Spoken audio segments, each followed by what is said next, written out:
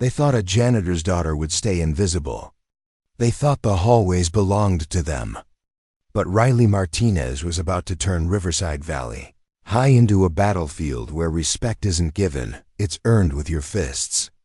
This is the story of how one push too far unleashed a storm that left the school's most feared gang leader eating pavement and begging for mercy. Before we jump back in, tell us where you're tuning in from, and if this story touches you, make sure you're subscribed, because tomorrow I've saved something extra special for you. The October morning mist clung to Riverside Valley High like a shroud, masking the tension that had been building for weeks. Riley Martinez pushed through the heavy glass doors, her worn backpack slung over one shoulder, dark hair pulled back in a no-nonsense ponytail. At 17, she carried herself with the quiet confidence of someone who'd learned early that the world doesn't hand you anything, you take it or you do without. The hallways of Riverside Valley told a story of neglect. Peeling paint, flickering fluorescent lights, and the persistent smell of industrial cleaner that her father Carlos used every night to fight a losing battle against entropy. Riley knew these halls better than most students. She'd walked them as a child, waiting for her dad to finish his shift, watching him work with a dignity that the daytime crowd never bothered to notice. Room 237 had become her sanctuary over the past month, ever since Mr. David Chun had taken over the abandoned journalism class. Chun was different from the other teachers, young enough to remember what it felt like to be dismissed, smart enough to see potential where others saw problems. He'd taken one look at Riley's sharp observations about the school's social hierarchy and handed her a press badge for the student paper that nobody read. But Riverside Valley High wasn't just Riley's second home, it was her battlefield. The Wolves owned the East Wing, their leader Blake Thompson ruling with the kind of casual cruelty that comes from never being told no. Blake was 18, held back twice, with bleached hair and a smile that never reached his cold blue eyes. His crew Devon Chase, Amber Sullivan, and Connor Hayes moved through the school like sharks feeding on fear and weakness. Riley had first crossed their radar 3 weeks ago when she'd helped Jaden Cooper, a skinny freshman whose crime was being in the wrong place when the Wolves were looking for entertainment. She'd stepped between them and the kid, her voice steady as steel. "Pick on someone your own size." Blake had laughed then, amused by the janitor's daughter who thought she mattered. That laughter died when Riley's right hook sent Devon stumbling into a row of lockers. The incident should have ended there, but Riley Martinez wasn't built to back down. Growing up in the Eastwood district meant learning that respect was currency, and she'd been saving up her whole life. Her father Carlos had taught her that honest work had dignity, but her older brother Miguel, before he'd shipped out with the Marines, had taught her something else. Sometimes you have to fight for that dignity. The transformation hadn't been immediate. After that first confrontation, Riley started noticing things. Marcus Kim, the quiet tech genius who got his lunch money stolen weekly. Luna Rodriguez, whose artistic talent was mocked by the popular crowd. Zoe Parker, who'd broken free from a smaller gang and was trying to go straight. These weren't her friends initially, they were just kids who got pushed around by the same people. But something had shifted in room 237. Mr. Chun's journalism class became more than just writing assignments. It became a place where the invisible kids found their voices. Marcus discovered that his coding skills could track the school's disciplinary patterns, revealing how the Wolves avoided consequences through their connections. Luna's art started appearing on walls, anonymous murals that spoke truth about the school's toxic culture. Zoe brought inside knowledge of how the gang structure really worked. Riley found herself at the center of something she hadn't planned. These kids looked to her, not because she was the toughest, though 3 months of underground boxing at Mickey's gym had certainly helped, but because she was the first person who'd stood up and refused to disappear. Mr. Chun watched it happen with fascination and growing concern. He'd seen natural leaders before, but Riley had something rarer, the ability to make others believe they were worth fighting for. The current crisis had been brewing since the announcement of the Riverside Unity Assembly, a monthly gathering where the school pretended to address student concerns. Principal Angela Foster, overwhelmed and understaffed, had turned it into a showcase for the school's success stories, which always meant the same handful of kids from wealthy families, while problems festered in the shadows. Blake saw the assembly as his stage.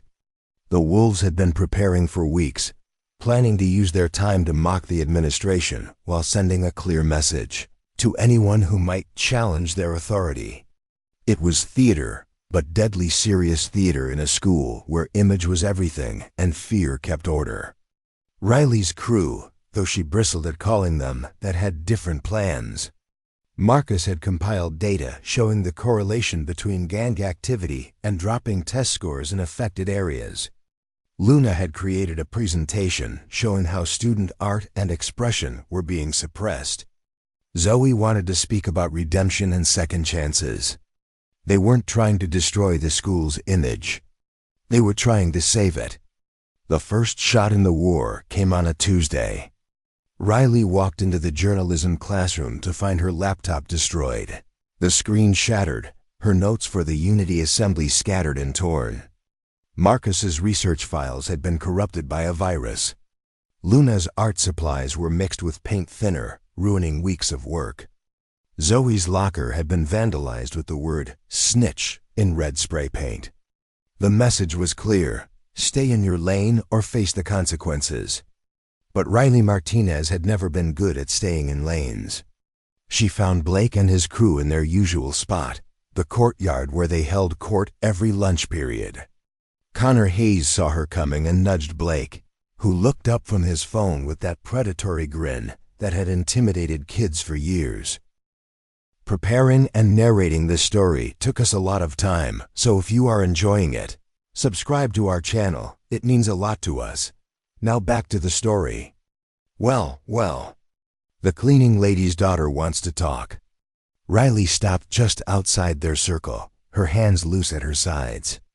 The watching crowd sensed the electricity in the air, phones already coming out to record whatever was about to happen. You made your point, she said, her voice carrying across the courtyard. Now I'm making mine. Blake stood slowly, enjoying the moment. He had 4 inches and 30 pounds on Riley, and his reputation for violence was well earned. And what point would that be, Martinez? That you're scared. The words hit the courtyard like a slap. Students who'd been pretending not to watch now stared openly. Blake's crew tensed, hands moving to pockets where they kept their weapons. You're scared that when people hear the truth about this school, about what you've done, they'll finally see you for what you really are. Blake's smile never wavered, but something cold flickered in his eyes. Careful, little girl. Your daddy's job depends on people like me staying happy. It was the wrong thing to say. Riley's father had worked double shifts to keep food on their table, had swallowed his pride when rich kids mocked his accent, had bled dignity into these floors for 15 years. The rage that built in Riley's chest was white-hot and focused. My father, she said, stepping closer, has more honor in his little finger than you've got in your whole family tree. But if you want to threaten him, let's settle this now. The crowd pressed closer. Teachers in the distance were starting to notice the commotion, but slowly, reluctant to get involved in something that might require actual backbone. Blake was trapped by his own reputation, back down from the janitor's daughter and lose face, or escalate to violence and risk real consequences. He chose escalation. You know what? I'm done playing games with you people. Blake gestured to his crew. Connor, Devon, remind Miss Martinez about the natural order around here. But as Connor stepped forward, cracking his knuckles, something unexpected happened. Marcus Kim appeared at Riley's left shoulder, his usual nervous energy replaced by steady determination. Luna Rodriguez moved to her right, her artist's hands steady and ready. From the edge of the crowd, Zoe Parker emerged, her knowledge of gang politics evident in how she positioned herself to cut off escape routes. Actually, said a new voice, and Mr. Chun pushed through the circle, his teacher's badge glinting in the autumn sun. "I think this conversation is over.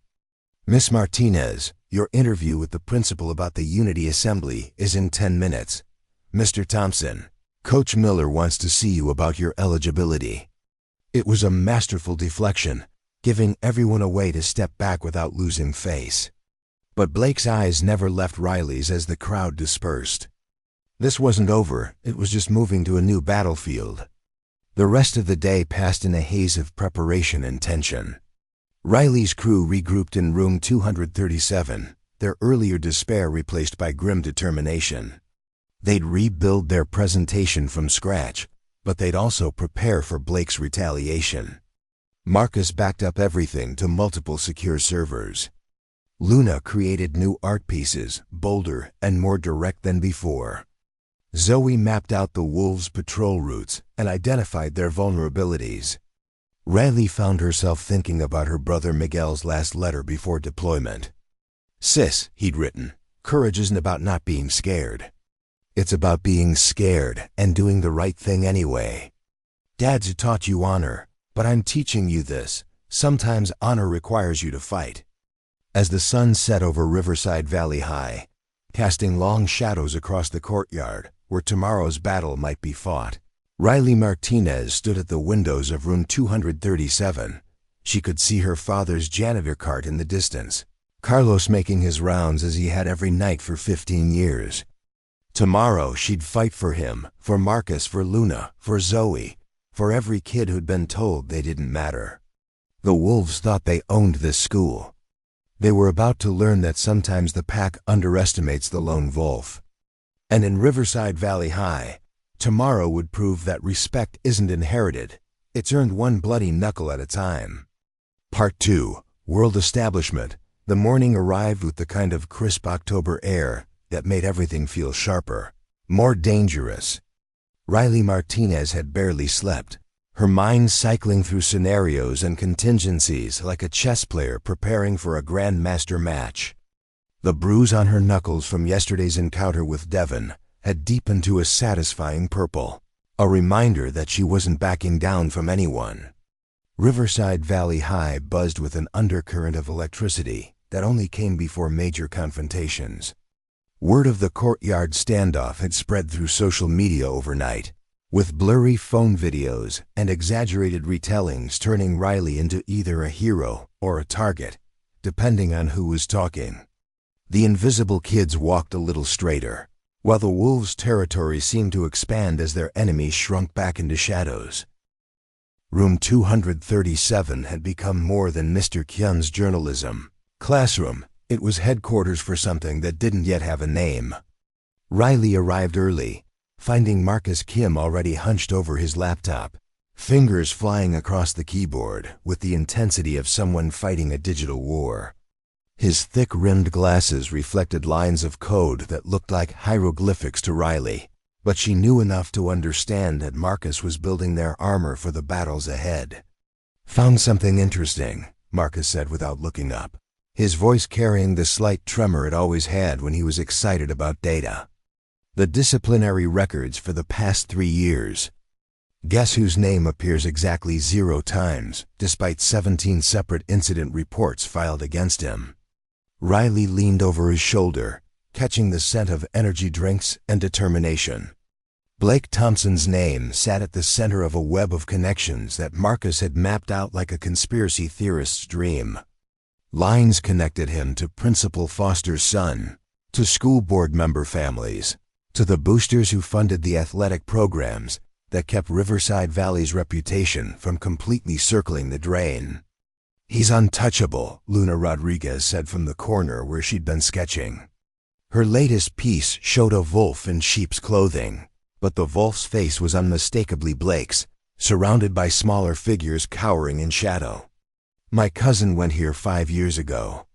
Same story, different faces. The system protects itself."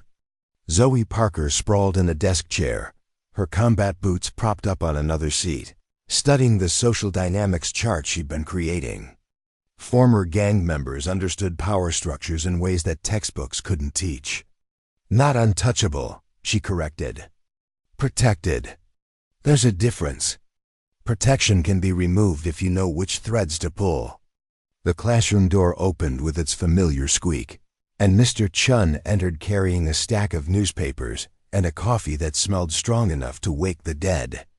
David Chun was 28, young enough to remember the sting of being overlooked, old enough to recognize potential when it walked through his door. His dark hair was perpetually messy, his button-down shirts slightly wrinkled, and his belief in his students was absolute. "Rough night?" he asked, noticing the evidence of their early morning strategy session. Riley's notebooks were filled with plans and backup plans. Marcus had printouts scattered across 3 desks. Luna's art supplies had multiplied across half the room, and Zoe's research covered the whiteboard in what looked like a serial killer's investigation wall. "Productive night," Riley corrected. She'd learned from her father that how you framed reality mattered. Carlos Martinez never called his work cleaning up other people's messes. He called it maintaining the foundation that lets everyone else shine. Riley was maintaining the foundation of student dignity, one confrontation at a time. Chun studied their work with the attention of someone who'd seen potential movements die in their infancy. "You know, when I was a student teacher, I watched a group like yours try to change their school's culture. They had passion, they had evidence, they had righteous anger." He paused, sipping his coffee. They also had no idea how deep the corruption went or how far the establishment would go to protect itself. The warning hung in the air like smoke from a distant fire. Riley met his gaze directly, her dark eyes steady. "What happened to them?" "Some graduated and moved on. Some transferred out. One ended up in juvenile detention on charges that mysteriously disappeared after he agreed to keep quiet." Chun's voice carried the weight of hard-learned lessons. "The system has antibodies, Riley. When it detects a threat, it responds." Marcus looked up from his screen, his usually nervous energy focused into laser-sharp attention. "But you're helping us anyway. Because 20 years from now, I want to look in the mirror and know I stood with the right people when it mattered." Chun moved to the front of the classroom, his teacher instincts taking over. "But I also want you to understand what you're walking into. This isn't just about Blake Thompson and his crew. They're symptoms. The disease is bigger." Luna's pencil stopped moving across her sketchpad. She'd grown up in the Eastwood district, where understanding systems of oppression wasn't academic, it was survival. "So what do we do? Just accept it?" "We get smarter," Zoe answered before Chun could respond. "We learn the rules so we can use them against the people who think they own the game." The next hour became an education in institutional warfare. Chun had been quietly documenting problems at Riverside Valley since his arrival 2 years ago, building a case file that read like an indictment of systemic failure. Budget allocations that mysteriously favored programs with wealthy parent involvement. Disciplinary patterns that showed clear racial and economic bias. Academic opportunities hoarded by students whose parents made significant donations. Riley absorbed it all with the focused intensity she'd inherited from her father's work ethic and her brother's military precision. Carlos Martinez approached every cleaning job like a military operation, systematic, thorough, leaving no corner unchecked. Miguel had taught her that successful missions required intelligence, planning, and the willingness to adapt when plans went sideways. "The Unity Assembly isn't just a monthly meeting," Chun explained, pulling up the school board calendar on his laptop. "It's filmed for the district's cable channel, reviewed by state education officials, and attended by local media. It's the one time when the school has to present its public face." Marcus's fingers flew across his keyboard again, accessing databases that probably violated several computer use policies. Public face means public accountability. If we can expose the truth in that forum, with that audience, they can't just make it disappear. "They'll try to discredit us first," Zoe warned. "Gang members, troublemakers, kids with chips on their shoulders. They'll paint us as unreliable before we ever open our mouths. Luna had been quiet through the strategy session, but now she spoke with the clarity of someone who'd found her voice through art. Then we make sure our message is bigger than their lies. We make it impossible to ignore. The bell-ending first period shattered their planning bubble, returning them to the reality of navigating Riverside Valley's dangerous social ecosystem. As students filed into the hallway, Riley noticed the difference immediately. Conversations stopped when she passed. Eyes followed her movement. The invisible kids looked at her with something between hope and terror, while the wolves' allies watched with predatory interest. Blake Thompson stood at his locker like a king holding court, surrounded by his usual circle of admirers and enforcers. His bleached hair caught the fluorescent light, and his smile was all teeth when he spotted Riley walking past. He didn't say anything, didn't need to. The message was clear in the way Connor Hayes cracked his knuckles, in the way Amber Sullivan's laugh carried just a little too loud, in the way Devon Chase made sure his jacket fell open to reveal the knife clipped to his belt. Riley kept walking, her pace steady, her expression neutral. She'd learned from watching her father that dignity meant not giving bullies the reaction they craved. But she also felt the weight of Marcus's research in her backpack. Luna's art rolled up in protective tubes. Zoe's strategic insights burned into her memory. She wasn't the same girl who'd stepped between the wolves and Jaden Cooper 3 weeks ago. She was something more dangerous, someone with a plan. The morning classes passed in a blur of taking notes and watching social dynamics shift in real time. Teachers who'd never noticed Riley before suddenly seemed aware of her presence. Students who'd looked through her for years now measured her with calculating eyes. The school's ecosystem was responding to a new predator, and everyone was trying to figure out where they stood in the emerging food chain. During lunch, Riley's crew gathered in room 237 again, their usual table in the cafeteria having become too public for strategic conversations. Shun had given them permission to use the space, understanding that some education happened outside official curriculum. They ate vending machine sandwiches and planned their revolution with the methodical precision of generals preparing for war. "I've been thinking about what Mr. Chun said," Riley began, unwrapping a sandwich that tasted like cardboard and determination. "About the system having antibodies. What if we use that against them?" Marcus looked up from his tablet where he'd been refining his data presentation. "Meaning? They expect us to attack Blake directly. Gang leader versus gang leader, violence solving violence. That's the narrative they're prepared for." Rayleigh's mind was working through possibilities, influenced by every late-night conversation with her brother about military strategy. But what if we attack the system that protects him instead? Zoe's eyes lit up with understanding.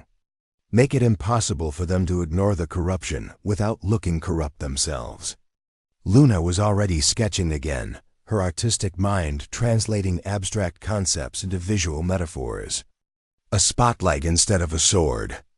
The afternoon brought new challenges as word of their unity assembly plans leaked through the school's gossip network. Riley found a note in her locker during 6th period. "Some dogs need to be put down before they bite." It wasn't signed, but the expensive stationery and perfect handwriting suggested it came from Amber Sullivan's social circle. Marcus discovered that his secure server access had been revoked, forcing him to work from personal devices that were more vulnerable to interference. Luna's art locker was vandalized again, this time with something that looked suspiciously like animal blood. Zoe was cornered in the bathroom by 3 girls she'd never seen before, their questions about her past and her current loyalties carrying the subtle threat of violence. But the most serious escalation came during 7th period, when Jaden Cooper, the freshman Riley had originally protected, was found unconscious, in a utility closet with a concussion and no memory of how he'd gotten there. The official story was that he'd fallen, but the bruise pattern suggested otherwise. Riley stood outside the nurse's office, watching through the window as Jaden's worried mother held her son's hand while he gave his statement to Principal Foster. The boy's eyes found hers through the glass, and she saw the same mixture of fear and determination that she felt burning in her own chest. "They're escalating," Mr. Chun said quietly, appearing beside her in the hallway. "This isn't just about dominance anymore. They're trying to send a message about consequences." "Message received," Riley replied, her voice carrying a hardness that would have surprised anyone who knew her only as the quiet janitor's daughter. "Now they get to receive mine." The final bell of the day rang like a warning siren, releasing students into an afternoon charged with potential violence. Riley walked toward the exit with Marcus, Luna, and Zoe flanking her like bodyguards, their unified presence a statement in itself. They'd stopped being individual targets and become something more dangerous, a movement with momentum. As they passed the courtyard where yesterday's confrontation had taken place, Riley noticed Blake Thompson watching from his usual throne, surrounded by his crew and a growing number of followers attracted to power like moths to flame. His eyes met hers across the space between them, and his smile was the kind that promised pain. But Riley Martinez smiled back, and hers promised something else entirely: justice served with interest.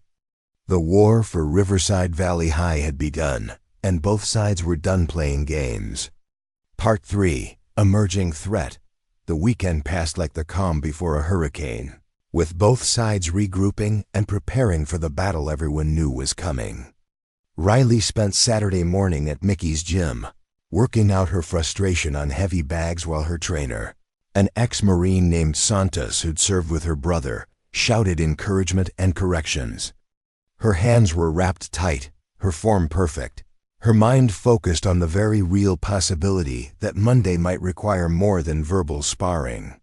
"You're fighting angry," Santos observed as Riley finished a combination that left the bag swaying. "Anger makes you sloppy. Channel it or it'll get you hurt." Riley unwrapped her hands, studying the bruises on her knuckles that were layered like geological strata, each one telling the story of a different battle.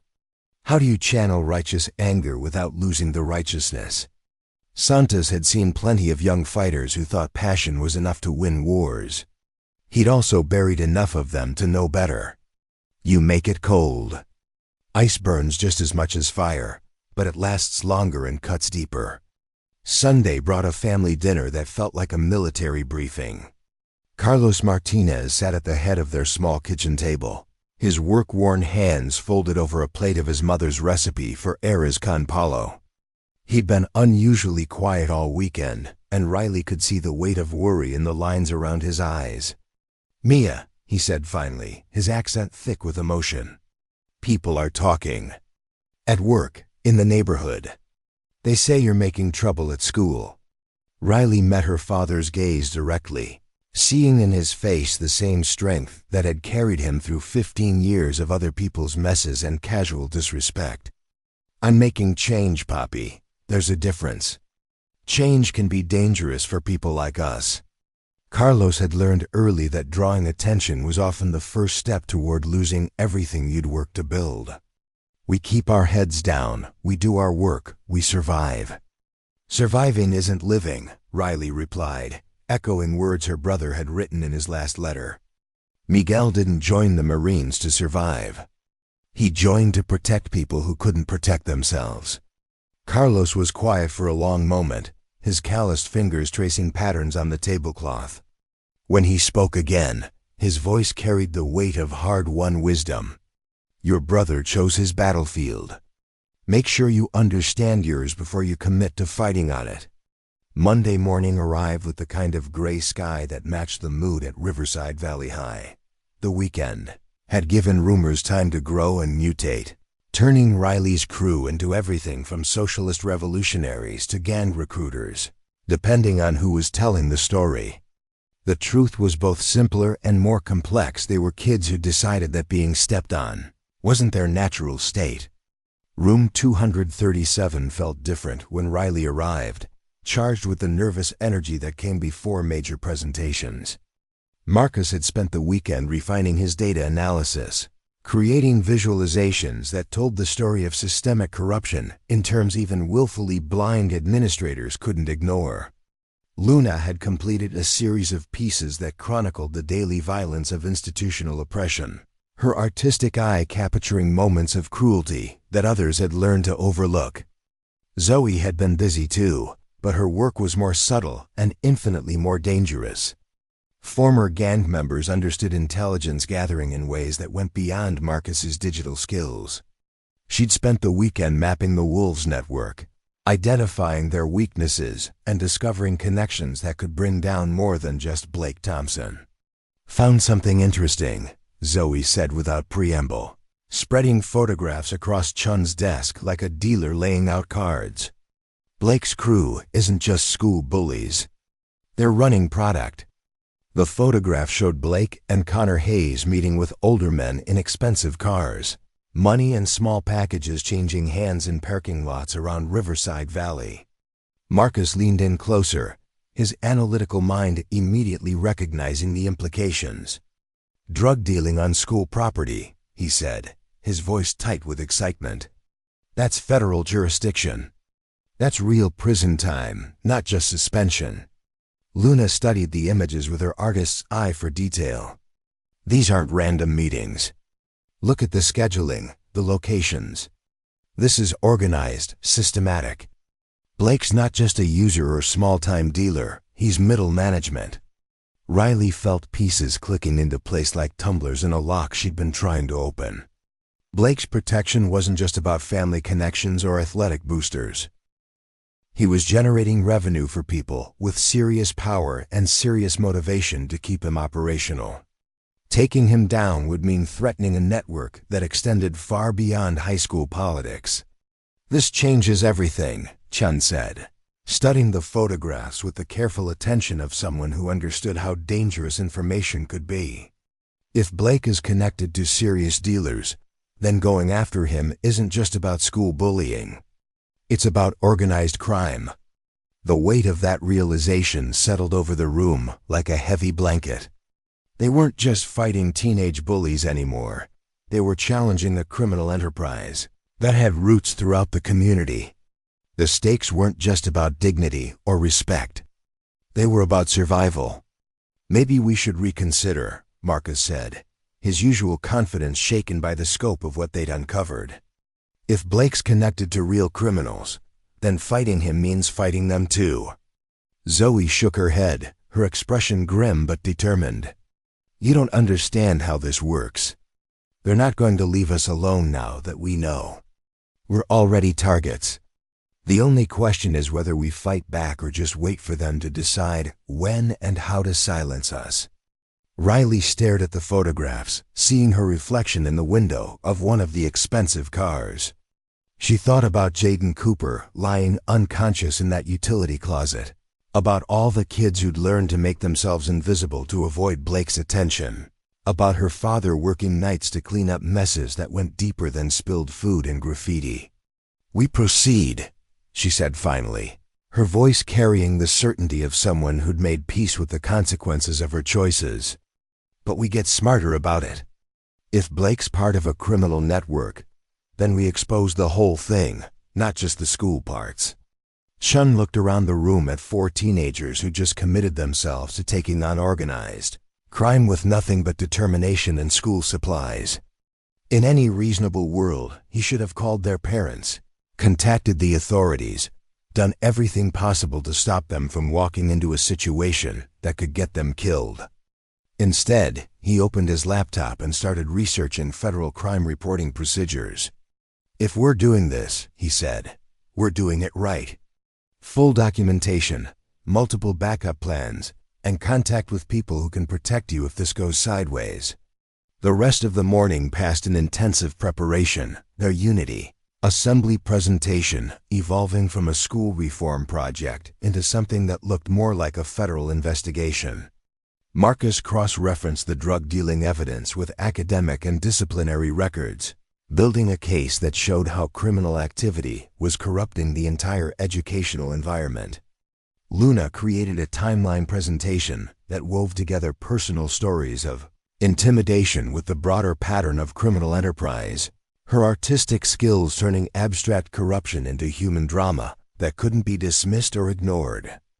Zoe mapped out escape routes and contingency plans, her street knowledge providing practical security advice that Chun's academic background couldn't supply.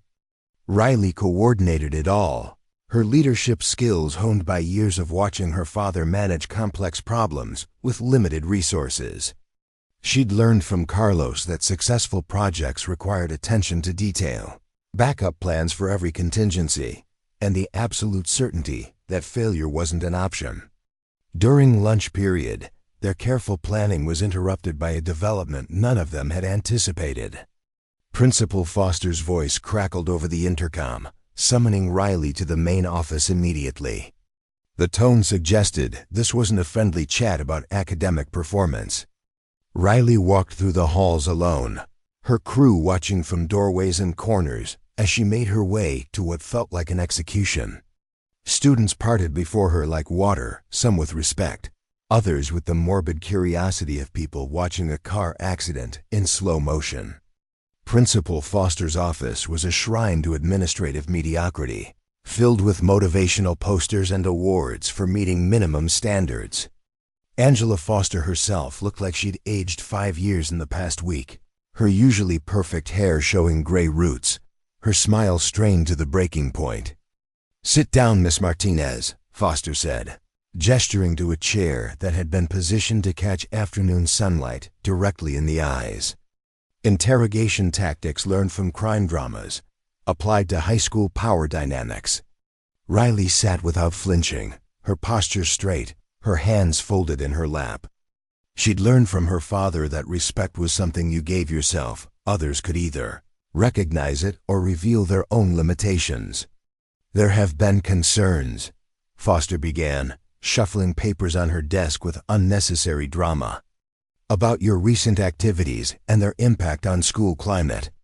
Some people feel that you're stirring up trouble where none existed before." Riley waited, understanding that premature responses were often traps.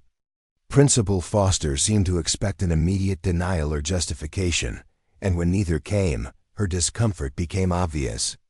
"The Unity Assembly is supposed to be a positive celebration of student achievement," Foster continued, "not a platform for airing grievances or making accusations." "I wasn't aware that addressing problems was considered negative," Riley replied, her voice carefully neutral. "I thought education was about seeking truth and solving problems." Foster's smile became even more strained. "Of course, dear. But there are appropriate channels for addressing concerns. Going public with unsubstantiated allegations can be harmful to school morale and community relations." The conversation continued for 20 minutes, a careful dance of threats disguised as concerns and warnings, presented as helpful advice. Riley understood that she was being given a final opportunity to back down gracefully, to accept her place in the established order and stop causing problems for people who preferred their corruption quiet and manageable. When she finally left the office, Riley carried with her the absolute certainty that they were on the right track. People only fought this hard to protect something worth protecting, and Principal Foster's desperation suggested that their investigation had already hit closer to home than anyone was comfortable with. She found her crew waiting in room 237, their faces anxious but determined. Marcus had used the time to dig deeper into financial records, discovering budget irregularities that suggested the corruption went beyond just protecting Blake Thompson. Luna had sketched during the wait, her nervous energy producing a piece that showed a lighthouse cutting through storm clouds. "They offered to make this go away," Riley reported, settling into her usual seat. "Full scholarships for all of us, guaranteed college recommendations, clean disciplinary records. All we have to do is drop the Unity Assembly presentation and mind our own business." Zoe snorted with bitter laughter. "Classic bribe. Did you tell them where they could stick their scholarships?" "I told them I'd consider their generous offer and give them an answer tomorrow." Riley's smile was cold enough to freeze water. That gives us exactly 24 hours to finish this, before they realize I was never going to accept. Shun had been quiet during her report, but now he spoke with the careful precision of someone who understood they'd passed the point of no return. Once you present tomorrow, there's no going back. They'll use everything they have against you, your grades, your disciplinary record, your family's immigration status, anything they can find or manufacture. Then we make sure our presentation is so well documented and so public that destroying us would only prove everything we're saying, Riley replied. We don't just expose Blake Thompson and his drug dealing. We expose the entire system that protects him. Marcus looked up from his laptop, his eyes bright with the thrill of a completed puzzle. I think I know how to do that. But it's going to require taking a bigger risk than anything we've done so far. Luna stopped sketching, her artistic intuition sensing the shift in energy. What kind of risk? The kind that either makes us heroes or gets us disappeared, Marcus replied, his usual nervousness replaced by the focused intensity of someone who'd found their purpose. But if it works, Blake Thompson and everyone protecting him is finished. Zoe leaned forward, her street-smart instincts engaged. I'm listening. Riley felt the familiar sensation of standing on the edge of a cliff, knowing that the next step would either be flight or free fall. Tomorrow's Unity Assembly had started as a school presentation. It had evolved into something much more dangerous and infinitely more important. The war for Riverside Valley High was about to become a battle for the soul of the entire community, and there would be no winners or losers, only survivors and casualties. But as Riley looked around room 237 at her crew, she realized that some things were worth the risk of everything. Some fights chose you, whether you were ready or not. Part 4, the Catalyst Event. Tuesday morning dawned with the kind of crystalline clarity that made everything seem possible and terrifying in equal measure. Riley Martinez woke before her alarm, her body humming with nervous energy that felt like electricity in her veins. Today was the Unity Assembly, and what had started as a student presentation had evolved into something that could change everything or destroy everyone involved. The Eastwood district was already alive with activity as Riley walked to school. Mrs. Garcia waved from her bakery window, unaware that the quiet girl she'd watched grow up was about to challenge the entire power structure that kept their community marginalized. Mr. Santos was opening his mechanic shop, his Marine Corps tattoos visible under rolled-up sleeves, representing the kind of honorable service that Blake Thompson's criminal network mocked with every transaction. Riverside Valley High looked the same as always from the outside, brick and concrete and desperation painted over with institutional beige. But Riley could feel the change in the air like atmospheric pressure before a storm. Students moved differently, teachers watched more carefully, and even the security guards seemed more alert to potential trouble. Room 237 had been transformed overnight into something that looked more like a war room than a classroom. Marcus Kim had arrived early to set up multiple laptops and backup systems, understanding that their presentation would face technical sabotage. Luna Rodriguez had covered the walls with her artwork, creating a visual narrative that told the story of institutional corruption in images that couldn't be dismissed or explained away. Zoe Parker sat in the corner, methodically checking equipment and reviewing contingency plans with the focused attention of someone who understood that preparation was the difference between success and catastrophe. Her former gang experience had taught her that wars were won by logistics as much as courage. Mr. David Shun stood at the front of the classroom, studying the presentation materials with the careful attention of someone who knew he was about to put his career on the line. At 28, he was young enough to start over if everything went wrong, but old enough to understand that some battles were worth fighting regardless of personal cost. Final check, Riley said, her voice carrying the calm authority of someone who'd accepted the weight of leadership. Marcus, are the servers secure? Marcus's fingers flew over his keyboard, his usual nervousness replaced by laser-focused determination. Triple redundancy. local storage, cloud backup, and direct feeds to 3 different news outlets. They can shut down our presentation, but they can't stop the information from getting out. Luna, are the visuals ready? Luna held up a portfolio that contained 3 weeks of intensive work, her artistic vision channeled into a weapon of social change. Every piece tells part of the story. If they try to dismiss our words, the images will speak for themselves. Zoe, security? Zoe's smile was grim but confident. Escape routes mapped, emergency contacts notified, and a few surprises for anyone who thinks they can intimidate us into silence. Riley felt the familiar weight of responsibility settling on her shoulders like armor. In 3 hours, they would walk into the auditorium and present evidence that could bring down a criminal network that had corrupted their school and community. The evidence was solid, the presentation was powerful, and their resolve was unshakable. But wars weren't won by good intentions and righteous anger. They were won by people who understood that victory sometimes required sacrificing everything you'd worked to build. The morning classes passed in a blur of final preparations and mounting tension.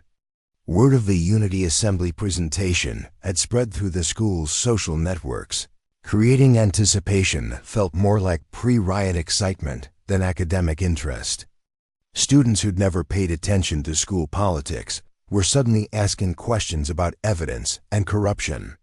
Teachers moved through the halls with the nervous energy of people who suspected that their comfortable world was about to be shattered.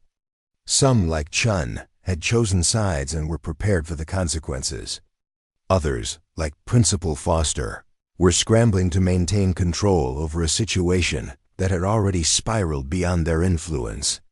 Blake Thompson held court in the courtyard as usual, but his usual swagger seemed forced, his smile tight with strain.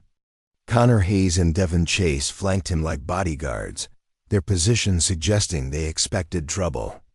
Amber Sullivan's laugh was too loud, too frequent, carrying the edge of hysteria that came from fear disguised as confidence. But it was the presence of new faces that caught Riley's attention as she passed through the courtyard during lunch period.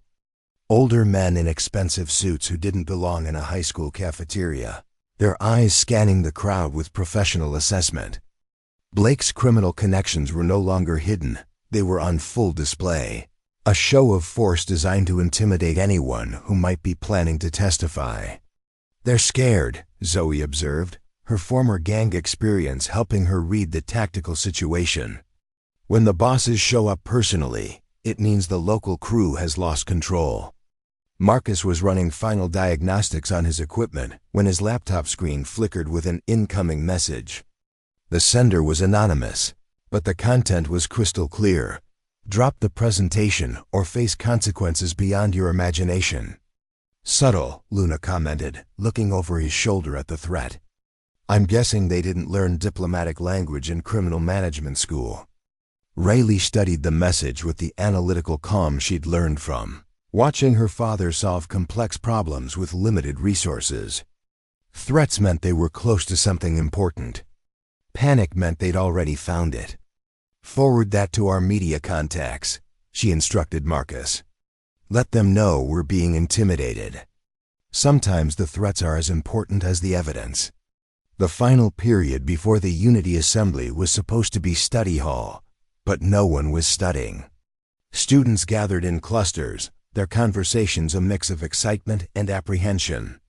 Some were planning to attend the assembly in person, while others would watch the live stream that Marcus had arranged through the school's media system. Riley found herself thinking about her brother Miguel's last phone call before his deployment, when he'd talked about the responsibility that came with fighting for something bigger than yourself. "Sis," he'd said, "courage isn't about not being scared. It's about being scared and doing what's right anyway." At 2:45 p.m., 15 minutes before the Unity Assembly was scheduled to begin, Riley Martinez walked out of room 237, carrying a folder that contained enough evidence to destroy the criminal network that had been parasiting off their community for years. Marcus followed with his laptop and backup drives, his technical skills about to be tested under pressure that no computer science class could simulate. Luna carried her portfolio of artwork, visual testimony that turned abstract corruption into human stories that couldn't be ignored or forgotten. Zoe moved with the confident stride of someone who'd survived worse situations than high school politics, her street knowledge providing security that the school's official systems couldn't match. Mr. Chun brought up the rear, his teacher's authority lending legitimacy to a presentation that would otherwise be dismissed as teenage rebellion. His presence said that adults with professional reputations were willing to stake everything on the truth these students had uncovered. The auditorium was already filling when they arrived.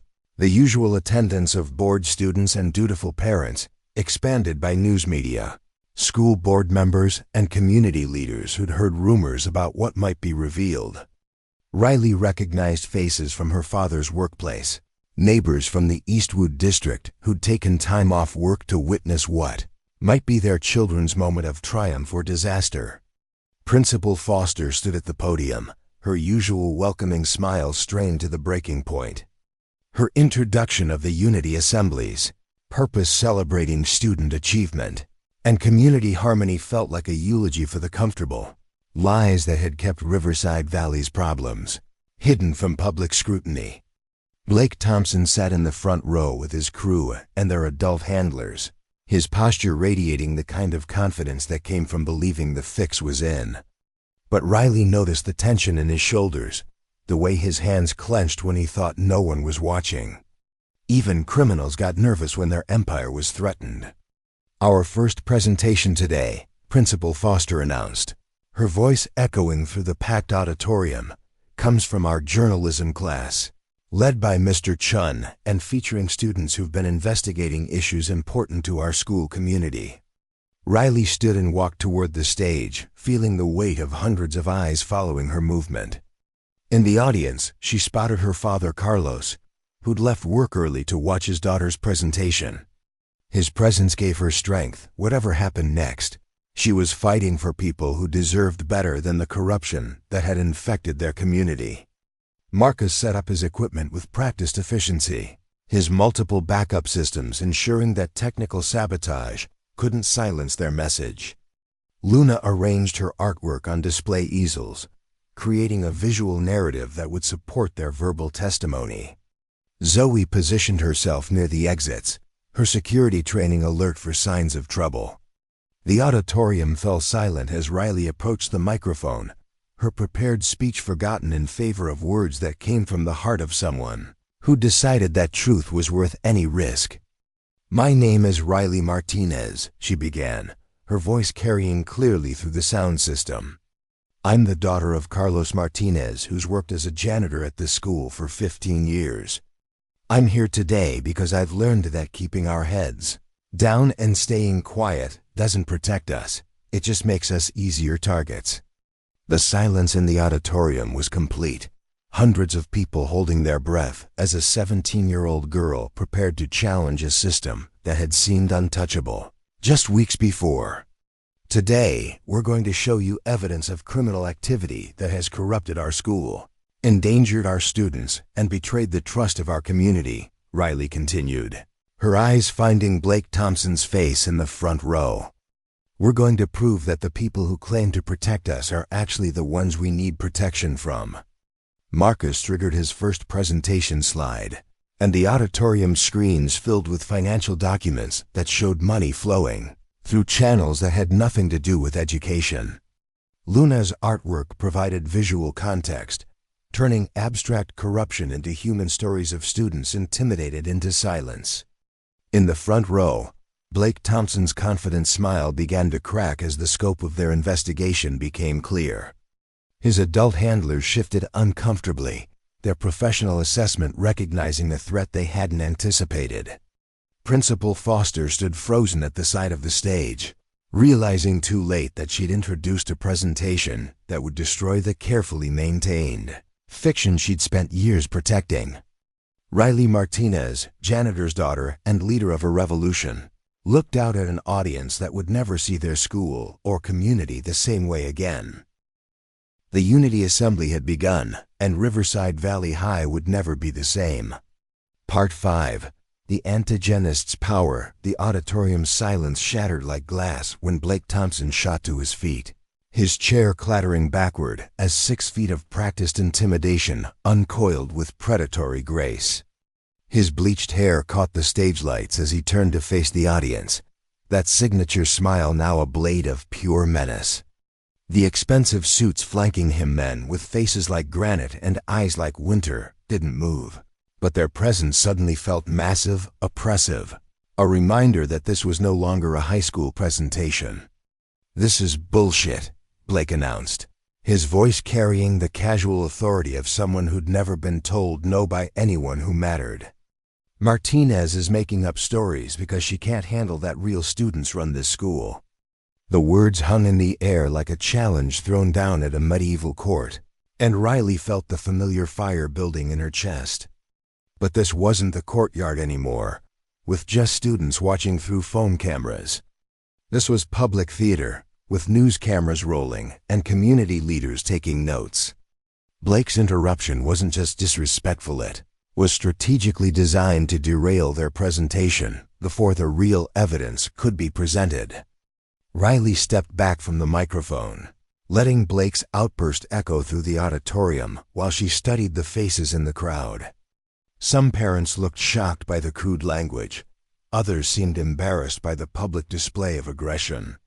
But the most telling reactions came from the school board members, whose expressions ranged from uncomfortable to calculating, suggesting this wasn't the first time they'd witnessed Blake Thompson's sense of entitlement.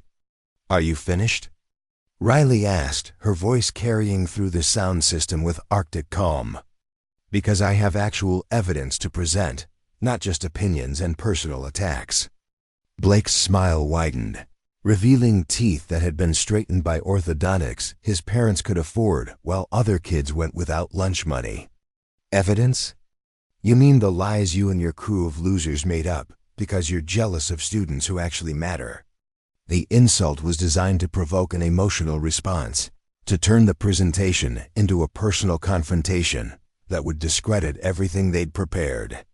Riley recognized the tactic from watching her brother train younger Marines. When you couldn't win on substance, you attacked character and credibility.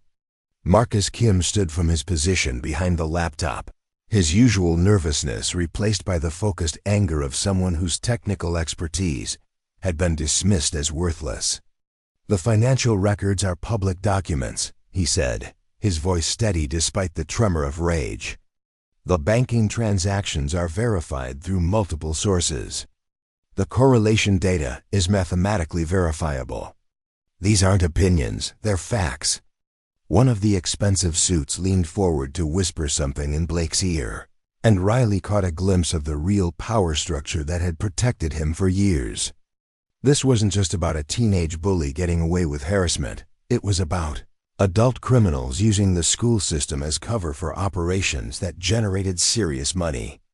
Blake nodded at whatever instruction he'd received, then turned back to address the auditorium with renewed confidence. "My family has been part of this community for generations," he announced, his voice taking on the practiced cadence of someone who'd heard political speeches since childhood. "We've contributed to the school, supported athletic programs, and helped maintain the reputation that brings resources to Riverside Valley. These accusations are coming from troublemakers who want to tear down everything successful people have built." The speech was polished, professional, and completely scripted. Riley realized they weren't just fighting Blake Thompson anymore. They were fighting a criminal organization with media training and political connections. The expensive suits weren't just muscle. They were strategic advisors with experience in damage control. Principal Foster moved toward the microphone, her face pale but determined to regain control of a situation that had clearly escaped her management. "I think we should hear all perspectives," she said, her voice carrying the false authority of someone trying to appear neutral while obviously taking sides. "Mr. Thompson raises valid concerns about maintaining school unity and avoiding divisive accusations." Riley felt the momentum shifting against them. watching as the institutional bias she'd spent weeks documenting played out in real time. Blake's interruption had been perfectly timed to frame their presentation as an attack on school tradition rather than an exposure of criminal activity. But Luna Rodriguez had been watching the audience reaction with an artist's eye for human emotion, and she'd seen something that gave her hope. In the back rows, where the Eastwood District parents sat in their work clothes and careful dignity, faces were hardening with recognition. These were people who'd lived with institutional bias their entire lives, and they recognized the script being performed on stage. Luna stepped forward to the second microphone that Marcus had set up as backup. Her portfolio of artwork spread across the display table like evidence in a trial. "Blake's right about one thing," she said, her voice carrying the clear strength of someone who'd found her voice through art. "His family has been part of this community for generations. They've also been profiting off this community for generations while the rest of us work to survive." She gestured to her first piece, a detailed charcoal drawing that showed the contrast between Riverside Valley's wealthy east side and the Eastwood District's struggling neighborhoods. "This is what community contribution looks like when only some voices get heard." Blake's confident smile flickered as Luna's artwork told stories that couldn't be dismissed as teenage rebellion. Her pieces showed real places, real people, real consequences of the systemic inequality that had been disguised as natural social order. One of the expensive suits stood up, his movement fluid and controlled in a way that suggested military or law enforcement training. "I think we've heard enough," he said, his voice carrying the kind of authority that expected immediate compliance. "This presentation is clearly intended to disrupt school operations and damage community relationships." The statement was obviously coordinated with Blake's interruption, part of a strategy to shut down their presentation before the serious criminal evidence could be revealed. Riley felt the familiar sensation of being cornered by people who expected their authority to be unquestioned. But Zoe Parker had spent years in environments where authority was earned through strength and respected only as long as it remained useful. She'd been watching the expensive suits with professional interest, recognizing in their movements and positioning the signs of people who were used to intimidating problems into silence. "Who are you?" Zoe asked, her question cutting through the attempted shutdown with surgical precision. "I don't recognize you from any school board materials, and you're not listed as parent or guardian for any student. What's your authority to interrupt a student presentation?" The question hit its target like a guided missile, exposing the fact that Blake's adult protection came from outside the school system. Several parents in the audience leaned forward with increased interest, their attention caught by the possibility that their children's school was being influenced by people with no official connection to education. The expensive suit's face remained professionally neutral, but Riley caught a flash of annoyance at being challenged by someone he'd obviously dismissed as irrelevant. "I'm here as a community stakeholder concerned about maintaining Riverside Valley's positive reputation." "Community stakeholder in what?" Marcus interrupted, his technical mind zeroing in on the vague language. "Are you representing a business, a nonprofit organization, a political campaign?" Because public meetings require disclosure of financial interests. The auditorium was no longer just watching a student presentation. They were witnessing a real-time exposure of the power networks that operated behind the scenes of their community institutions. Blake's protection was revealing itself to be more extensive and more problematic than anyone had suspected.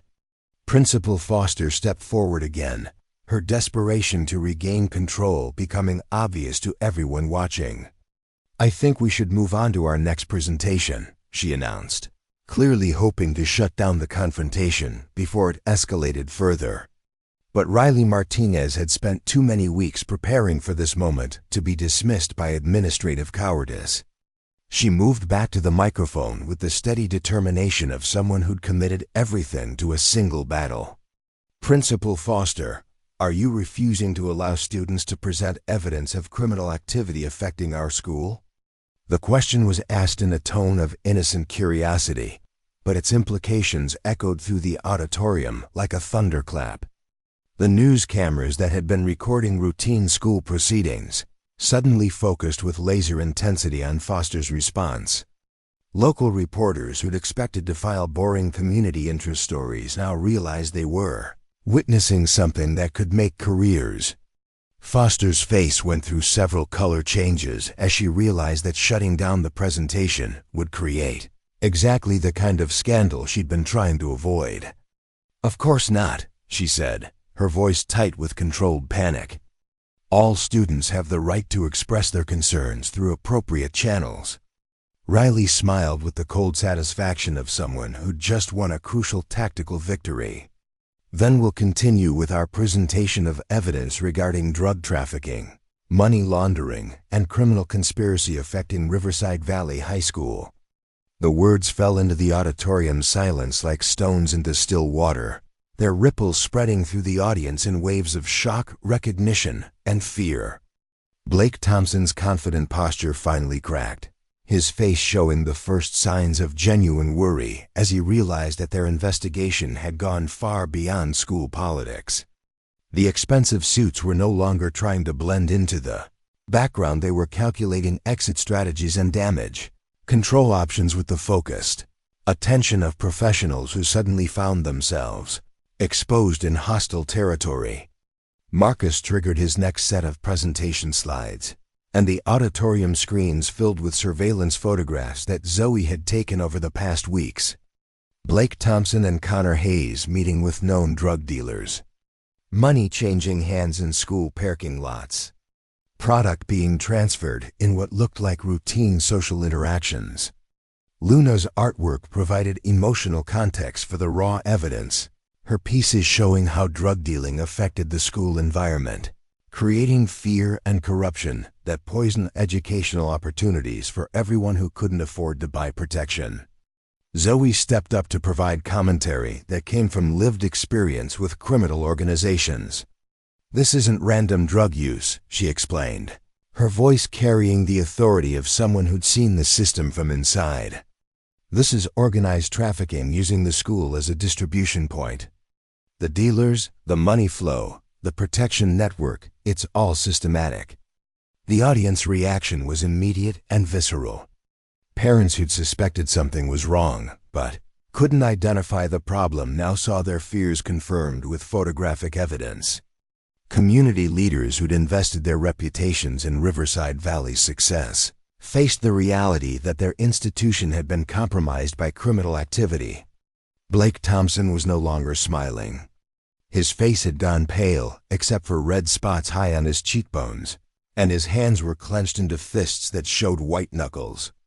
The expensive suits flanking him had moved closer, their body language shifting from casual attendance to protective positioning. "This is all fake," Blake announced, his voice carrying the desperate edge of someone whose carefully constructed world was collapsing in real time.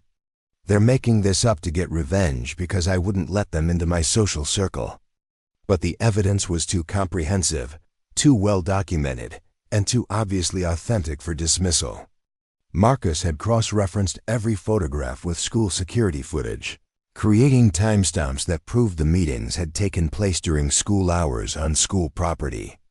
Principal Foster stood frozen at the side of the stage, her face showing the horror of someone who realized that her administrative negligence had enabled criminal activity that could destroy careers, end political aspirations, and result in federal prosecution. The expensive suits were whispering urgently among themselves, their professional calm finally cracking as they realized that their careful cultivation of Blake Thompson as a protected asset had been exposed in the worst possible venue, a public forum with media coverage and community witnesses. Riley felt the momentum building in their favor, but she also recognized the danger signals that Zoe had taught her to watch for. Cornered criminals were unpredictable, and Blake's adult handlers had the resources and motivation to make problems disappear through methods that went far beyond school disciplinary procedures. But they'd crossed the point of no return when Marcus had triggered the first slide. The evidence was already in the public record, already being recorded by news cameras, already spreading through social media as students shared clips and photographs from the presentation. The battle for Riverside Valley High had become a war for the soul of the entire community, and both sides now understood that there would be winners and losers, survivors and casualties, but no going back to the comfortable lies that had hidden the truth for so long. Riley Martinez, 17 years old and the daughter of a janitor, stood at the center of a storm that would reshape everything about how power worked in their corner of the world. And Blake Thompson, protected by wealth and criminal connections, finally understood that his protection had limits, and he'd just discovered what lay beyond them. The Unity Assembly continued, but nobody was pretending it was about unity anymore. It was about justice and power, and the price of truth in a world built on carefully maintained lies. And in the back rows, where the Eastwood District parents sat with growing anger and recognition, Riley Martinez's revolution had found its army. The explosion came without warning, erupting from the back rows where parents had been absorbing the evidence in stunned silence. Mrs. Rodriguez, Luna's mother who cleaned offices downtown for minimum wage, stood up with the kind of righteous fury that had been building for years of watching her daughter's potential dismissed by people who'd never worked an honest day in their lives. "Enough," she shouted, her accented English carrying the power of someone who'd finally reached her breaking point. "We've been watching this boy terrorize our children while you protect him because his family has money. Now we see why, because he's bringing drugs to our babies while you get paid to look the other way." Her words ignited something that had been smoldering in the auditorium's back sections, where working parents sat in their uniforms and carefully maintained dignity. Carlos Martinez rose beside her, his janitor's coveralls marking him as someone the school's power structure had trained itself to ignore. But 15 years of cleaning up other people's messes had given him a perspective that pierced through institutional lies with surgical precision. "I've worked in this building every night for 15 years, Carlos said, his voice carrying the quiet authority of someone who'd earned every word through sweat and sacrifice. "I've seen what gets swept under rugs, what gets hidden in locked offices, what gets explained away when parents ask too many questions. My daughter didn't make this up, she just had the courage to say what we all knew was happening." The expensive suits flanking Blake Thompson shifted uncomfortably as the crowd dynamics changed from academic presentation to community uprising. These were people who understood how to manage individual complaints and isolated incidents, but mass mobilization required different skills and resources. Blake himself had gone beyond pale into a sickly green shade that suggested his legendary confidence was finally encountering consequences he couldn't charm or threaten his way through. Connor Hayes and Devin Chase pressed closer to him, their own fear obvious as they realized their protection was evaporating in real time. "Principal," Foster made one last desperate attempt to regain control of a situation that had clearly escaped her management abilities. "I think emotions are running high," she announced into her microphone, her voice cracking with the strain of maintaining professional composure while her career disintegrated publicly. "Perhaps we should adjourn and address these concerns through proper administrative channels." But Riley Martinez had spent weeks learning that proper administrative channels were exactly how problems got buried and forgotten. She stepped back to the microphone with the calm determination of someone who'd committed everything to a single decisive moment. "Before we adjourn," she said, her voice cutting through the rising murmur of crowd conversation, "I want everyone to see what happened to students who tried to use proper administrative channels in the past." Marcus triggered a new series of slides that displayed incident reports dating back 3 years, each one documenting student complaints about Blake Thompson and his crew, each one marked with administrative responses that ranged from insufficient evidence to matter resolved internally. The pattern was unmistakable systematic protection of criminal activity through bureaucratic obstruction. Luna's artwork provided visual context that turned administrative negligence into human tragedy, her pieces showing students who'd been intimidated into silence, families who'd transferred their children to escape harassment, futures destroyed by an institution that protected predators over victims. But it was Zoe Parker who delivered the killing blow, her former gang experience giving her insights that academic investigation couldn't provide. "The protection network isn't just about money," she explained, her voice carrying the authority of lived experience. "It's about power and control. Blake Thompson isn't the top of this organization, he's middle management. The real criminals are the adults who've been using our school as cover for operations that generate millions of dollars in drug revenue." She gestured to the expensive suits, whose professional composure had finally cracked under sustained public scrutiny. "These men aren't parents or community stakeholders. They're handlers sent here to make sure their investment in corruption stays protected. But they made one mistake. They underestimated what happens when a community finally gets tired of being exploited." The auditorium erupted. Parents who'd spent years watching their children struggle while wealthy kids got special treatment suddenly understood the mechanism behind institutional bias. Community leaders who'd invested their reputations in Riverside Valley's success faced the reality that their institution had been systematically corrupted by criminal enterprise. Blake Thompson finally snapped, his legendary self-control shattered by the complete collapse of his protection network. "You don't know who you're messing with," he screamed, his voice breaking with adolescent rage mixed with adult desperation. "My family owns this town. We own the police, we own the judges, we own people you've never even heard of." The confession hung in the air like a smoking gun, recorded by news cameras and transmitted live through social media streams that Marcus had arranged. Blake's own words had just confirmed everything Riley's investigation had suggested about the scope of corruption affecting their community. One of the expensive suits lunged toward Blake, clearly trying to silence him before he could implicate more of their network, but his movement triggered something unexpected. Carlos Martinez, driven by paternal instinct and 15 years of suppressed anger, intercepted the man with the kind of tackle that would have made his son Miguel proud. The auditorium exploded into chaos as parents surged forward to protect their children while Blake's handlers tried to extract their compromised asset from a situation that had become untenable. Connor Hayes and Devin Chase found themselves surrounded by angry adults who'd finally seen enough evidence to overcome their fear of retaliation. But in the center of the storm, Riley Martinez stood calm and focused, watching her revolution succeed beyond her wildest expectations. The evidence was public, the confession was recorded, and the community had finally seen the truth that institutional power structures had spent years hiding. Principal Foster's voice crackled over the sound system as she tried one final time to restore order.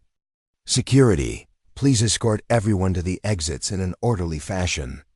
But her security guards were conspicuously absent, probably understanding that their jobs depended on which side emerged victorious from this confrontation.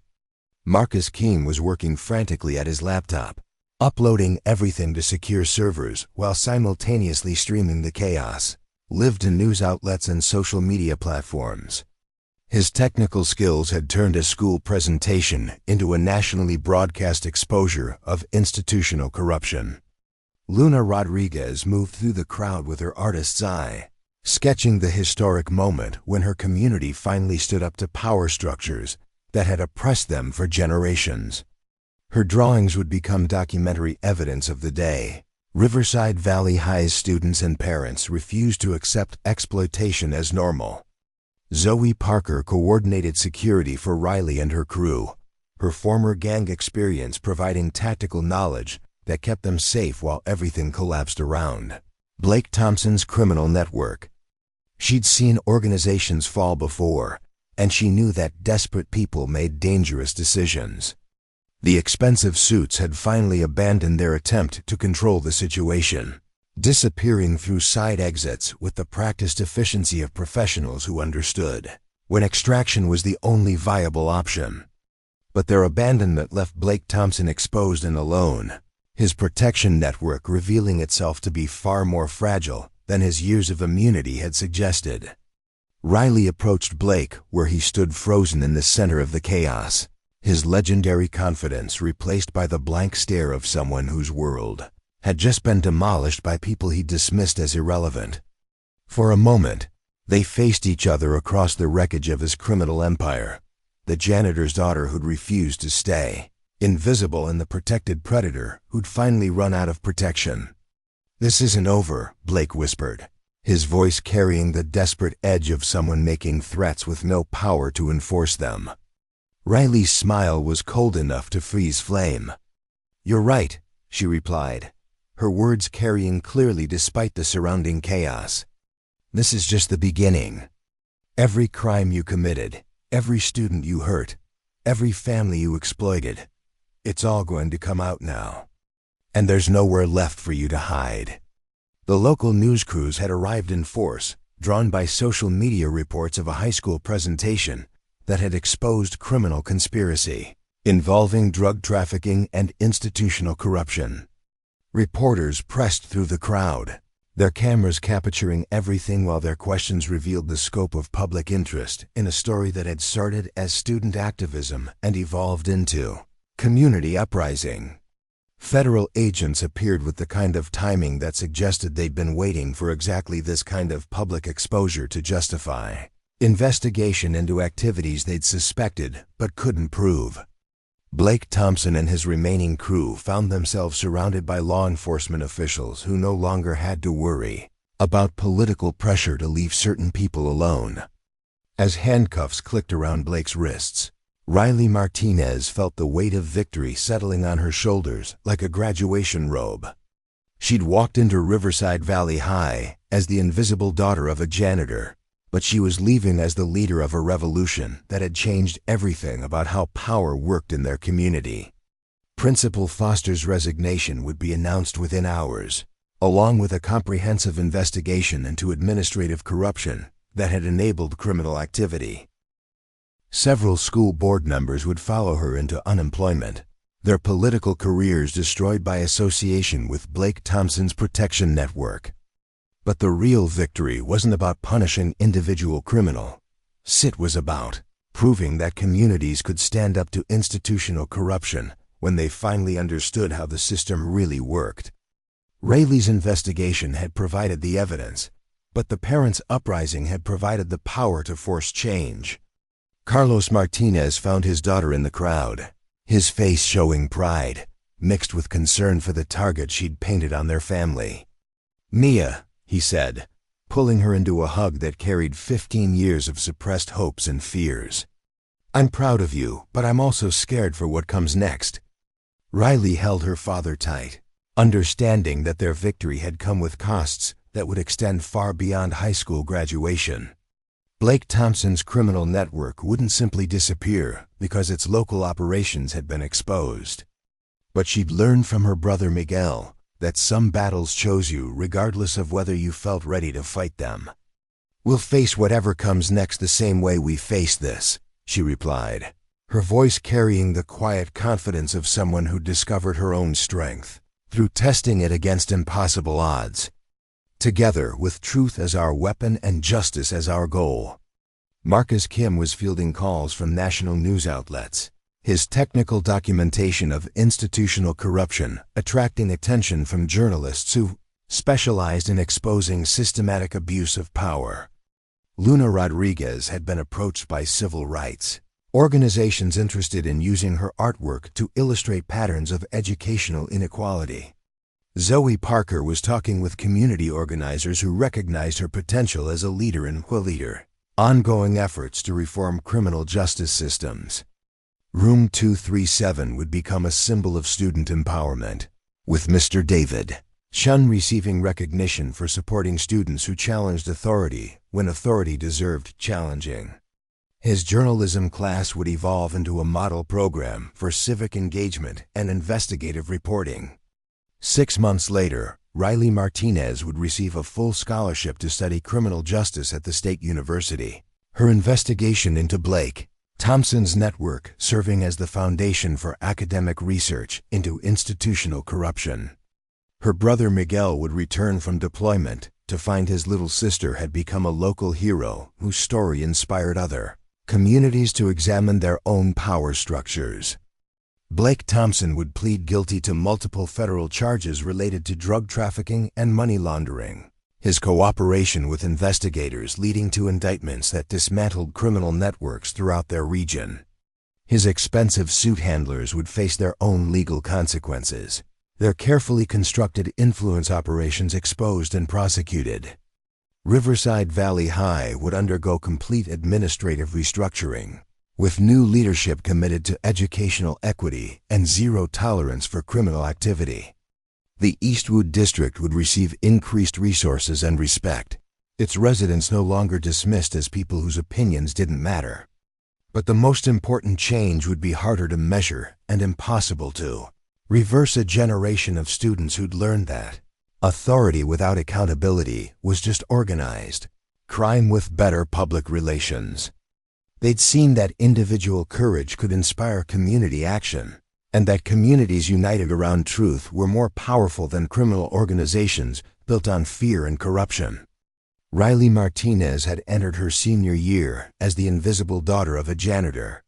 She would graduate as proof that American democracy still worked when citizens had the courage to demand that it work for everyone, not just the wealthy and connected. The revolution that started in room 237 had succeeded beyond anyone's wildest dreams, proving that sometimes the most dangerous person in any corrupt system is someone with nothing left to lose and everything to fight for. And in the end, Blake Thompson learned the hardest lesson of his privileged life, that respect earned through fear disappears the moment people stop being afraid, but respect earned through courage grows stronger with every challenge it faces. The janitor's daughter had taught the gang leader about power, and the lesson had cost him everything. The memorial pool behind Riverside Valley High had been drained for maintenance 3 weeks ago, its empty concrete basin now serving as an amphitheater where sound echoed with haunting clarity. Riley Martinez found herself facing Blake Thompson in this desolate space at sunset, the autumn air carrying the smell of chlorine and decay while orange light painted everything the color of dried blood. Blake had cornered her here after the Unity Assembly presentation had destroyed his protection network, his expensive suit handlers having abandoned him to face federal charges alone. The confident predator who'd terrorized students for years now looked like what he'd always been beneath the designer clothes and family connections, a scared teenager whose world had collapsed because someone finally refused to be invisible. "You think you won," Blake said, his voice echoing off the pool's concrete walls with hollow desperation. "You think exposing me changes anything about how this world really works?" Riley stood at the pool's edge, her reflection distorted in the shallow puddle of rainwater that had collected at the deep end. She'd changed since that first day when she'd stepped between Blake's crew and Jaden Cooper, her confidence now carved from victories earned through courage rather than inherited through privilege. "I think you're about to find out how the world really works when you don't have daddies, money and criminal connections protecting you," Riley replied, her voice carrying the kind of calm that came from someone who'd already won the war that mattered. The federal investigation triggered by their Unity Assembly presentation had moved with shocking speed, revealing that Blake Thompson's drug operation was just one tentacle of a criminal enterprise that stretched across 3 counties. His arrest had been broadcast live on every local news channel, his perp walk captured in photographs that would follow him for the rest of his life. But Riley knew that cornered animals were most dangerous when they had nothing left to lose, and Blake Thompson had the desperate energy of someone watching his future disappear in real time. His bleached hair was disheveled, his usually perfect clothes wrinkled from a night in county lockup, and his blue eyes carried the wild gleam of someone teetering on the edge of complete breakdown. "You destroyed my family," Blake continued, pacing along the pool's rim like a caged predator. "My father's political career is finished. My mother can't show her face at the country club. My little sister has to transfer schools because of what you did to our reputation. Riley felt a flicker of something that might have been sympathy if Blake had shown even a moment of remorse for the families he'd destroyed through his drug-dealing operation. But his self-pity revealed the same narcissistic entitlement that had enabled years of criminal behavior. Even facing federal charges, he saw himself as the victim. "Your reputation was built on fear and corruption," Riley said, her words carrying the weight of evidence that had convinced a federal grand jury to issue indictments. "Everything you lost was stolen from other people in the first place." The confrontation had been inevitable since the moment Riley's investigation exposed the scope of Blake's criminal network. Federal prosecutors had offered him a plea deal in exchange for testimony against his adult handlers, but cooperation required admitting guilt that his ego couldn't accept. He'd chosen to fight charges that would likely result in adult prison time rather than acknowledge that his victims deserved justice. Marcus Kim had warned Riley that Blake might try something desperate before his trial began. His technical analysis of social media and communication patterns suggesting someone spiraling toward violence. Luna Rodriguez had sketched her concerns in artwork that showed predators becoming most dangerous when their hunting grounds were threatened. Zoe Parker had provided security advice based on her understanding of how criminal organizations dealt with threats to their operations. But Riley had chosen to face Blake alone, understanding that some confrontations couldn't be avoided or delegated. The memorial pool felt appropriate for what might be their final encounter, a place where the school's illusions about unity and harmony had been exposed as carefully maintained lies. "You think you're some kind of hero," Blake said, his pacing becoming more agitated as the sun disappeared behind the school building, casting them into shadows that made his movements seem erratic and unpredictable. "But you're just a janitor's daughter who got lucky. When this is over, you'll go back to being nobody, and people like me will still run the world." The words were designed to wound, to reduce Riley's accomplishments to fortunate accidents rather than earned victories. But she'd learned from her father Carlos that dignity came from within, and her brother Miguel that courage was measured by willingness to stand up for others rather than personal glory. "Maybe," Riley agreed, her calm acceptance clearly not the reaction Blake had expected. "But when I go back to being nobody, Blake Thompson will be in federal prison, learning that money and connections don't matter when you're wearing orange jumpsuits and eating cafeteria food." Blake's face flushed red with the kind of rage that came from someone unused to consequences, his hands clenching into fists that revealed how close he was to abandoning whatever remained of his self-control. The federal charges against him included conspiracy to distribute controlled substances, money laundering, and using a school facility for criminal enterprise crimes that carried mandatory minimum sentences designed to destroy young lives that took wrong turns. "This isn't over," Blake snarled, his voice cracking with adolescent fury mixed with adult desperation. "You think federal prison is the worst thing that can happen to me? You think my family doesn't have resources you've never imagined? There are people who owe us favors, people who understand that sometimes problems need to disappear permanently." The threat hung in the air between them like a loaded weapon, and Riley felt her pulse quicken as she recognized the shift from verbal confrontation to genuine physical danger. Blake Thompson was no longer just a school bully facing consequences. He was a criminal defendant with family connections to people who solved problems through violence. But fear had been Riley's constant companion for weeks, and she'd learned to function despite its presence rather than being paralyzed by its weight.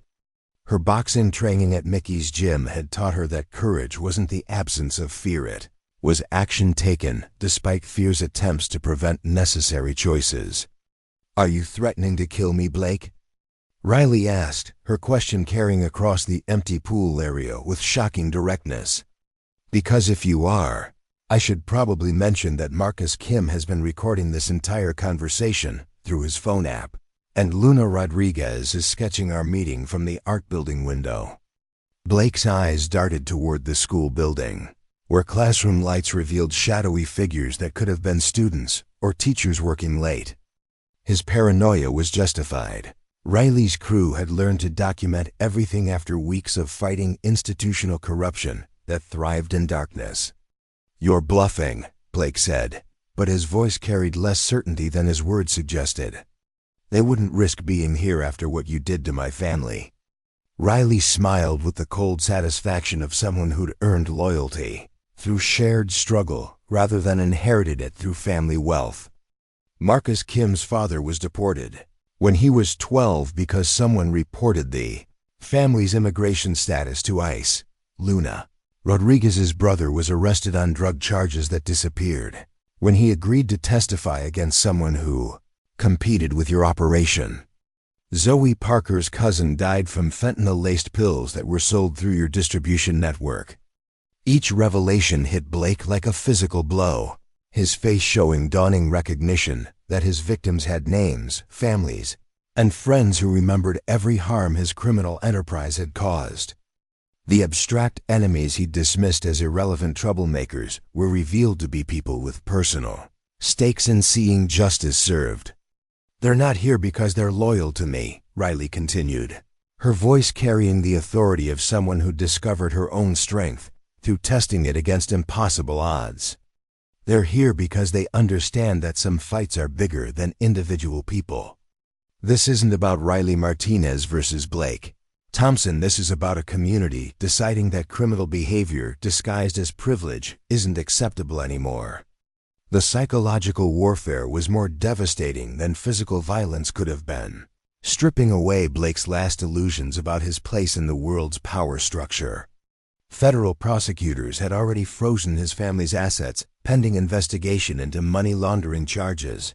His father's political connections had proven worthless against federal jurisdiction, and his expensive suit handlers had disappeared into witness protection programs rather than face prosecution.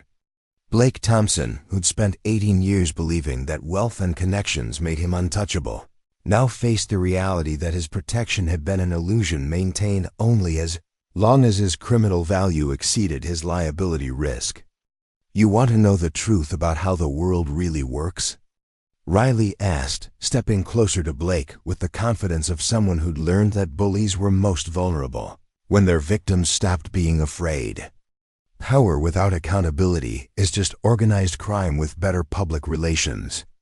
And eventually, every criminal organization faces someone who refuses to be bought, intimidated, or silenced." Blake's legendary self-control finally shattered completely, his rage erupting in a primal scream that echoed off the pool's concrete walls like the howl of a wounded animal. He lunged toward Riley with the desperate violence of someone who'd run out of options, his hands reaching for her throat with the clear intention of silencing the voice that had destroyed his life. But Riley Martinez had spent months preparing for exactly this moment, her training at Mickey's gym translating into muscle memory that responded faster than conscious thought. She sidestepped Blake's attack with the fluid grace of someone who'd learned to turn an opponent's strength against them, her right hand connecting with his solar plexus in a punch that doubled him over with breathless agony. Blake stumbled backward, his foot slipping on the wet concrete at the pool's edge, and Riley watched with cold satisfaction as gravity finished what her boxing skills had started. Blake Thompson, the privileged predator who terrorized students for years, fell into the shallow puddle at the bottom of the memorial pool with a splash that echoed like a gunshot in the empty space. The fall wasn't fatal, but it was symbolic in ways that would define the rest of Blake's life. He lay gasping in 6 inches of stagnant water, his expensive clothes soaked with chlorine and debris, his bleached hair plastered against his skull like a wet rat. The image would be captured by Luna Rodriguez's artistic eye and preserved in sketches that documented the moment when institutional corruption faced the consequences of its own actions.